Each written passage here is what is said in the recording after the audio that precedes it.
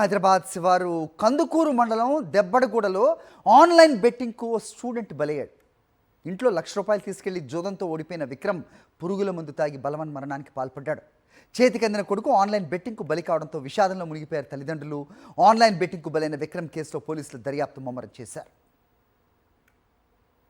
Right, ఘటనపై updates మా correspondent Vikram అడిగి తెలుసుకుందాం. విక్రమ్, చెప్పండి, ఆన్లైన్ బెట్టింగ్ నిషేధంపై పోలీసులు విస్తృతంగా ప్రచారం చేస్తూ ఉన్నారు. సెలబ్రిటీస్ కూడా దీనిలో పాలు పంచుకోవాలని చాలా కాలం నుంచి చెప్తూ ఉన్నారు. సో ఈ బెట్టింగ్ నిర్మూలనకి ప్రయత్నాలు ఏ మేరకు వచ్చాయంటే ప్రస్తుతం జరిగిన ఈ ఆత్మహత్య అది ఎంత నిర్వీర్యం అవుతోందో మనకి చూపిస్తోంది. ఏంటి ప్రస్తుతం విక్రమ్ కుటుంబ పరిస్థితి? అప్డేట్ చెప్పండి.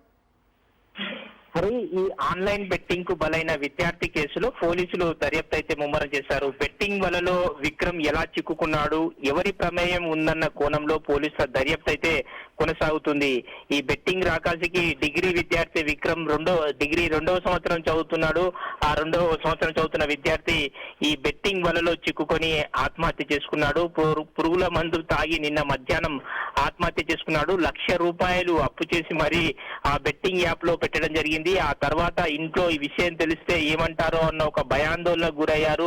ఆ తర్వాత నిన్న మధ్యాహ్నం పురుగుల మందు తాగి ఆత్మహత్య చేసుకున్నాడు. పొలం వద్ద కుటుంబ సభ్యులు చూసి ఆసుపత్రికి తరలించేలోపే ఆయన విక్రమ్ చనిపోవడం జరిగింది. కందుకూరు మండలం దెబ్బడిగూడలో విషాద ఛాయలు అలుముకున్నాయి. గ్రామస్తులంతా కూడా ఒక విషాద వాతావరణం అయితే నెలకొంది. ఇంట్లో డబ్బులు తీసుకుని జూదంలో ఓడిపోవడంతోనే విక్రమ్ బలవన్ మరణానికి పాల్పడ్డట్లయితే గ్రామస్తులు చెప్తున్నారు. అయితే తల్లిదండ్రులకైతే కడుపు కోత అయితే మిగిలింది. ఈ బెట్టింగ్ యాప్ వల్ల చేతికందిన కొడుకు ఆన్లైన్ బెట్టింగ్ కు బలి కావడంతో ఆ కుటుంబ సభ్యులంతా కూడా కన్నీరు మున్నీరుగా విలపిస్తున్న పరిస్థితి ఉంది. మొత్తంగా బెట్టింగ్ యాప్ వలలో చిక్కుకొని ఈ విద్యార్థి విక్రమ్ అయితే మృతి చెందడం విషాదం నింపిందని చెప్పుకోవచ్చు. Hari. Alright Vikram, thanks for the inputs.